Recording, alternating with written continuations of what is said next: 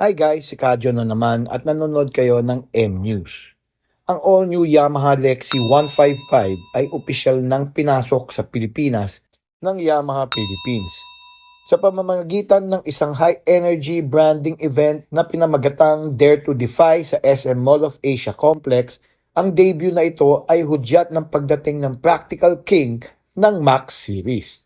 Ang bagong disenyo ng Max Series na ito para sa Pinoy riders ay nagbibigay ng high performance power at maxi scooter feel na talaga nga namang pwedeng-pwede rin pang daily commuter.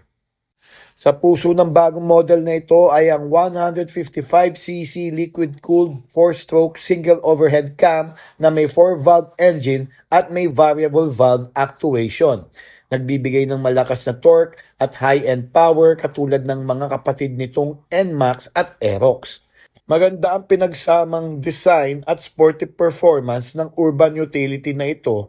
Samahan mo pa ng isang flat floorboard na nagbibigay ng malawak na legroom at flexibility para sa mga karga mo. Meron na itong bagong technology at ang Lexi 155 ay equipped ng smart key system para sa keyless ignition.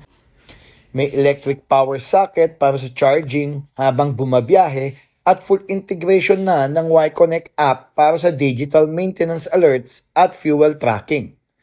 Priority din ng safety dahil sa inclusion ng anti-lock braking system sa mga premium variants, kasama pa ang mas mahabang wheelbase at tubeless tires na naniniguro ng mas magandang stability sa gitna ng traffic sa city riding. Pagdating naman sa kanyang aesthetics, agaw pansin ito dahil sa ganda ng kanyang V-shaped LED headlamps at multi-function inverted LCD speedometer na malinaw at madaling basahin kahit tirik pa ang araw. Very competitive ang price niya sa 99,900 pesos lang para sa standard variant.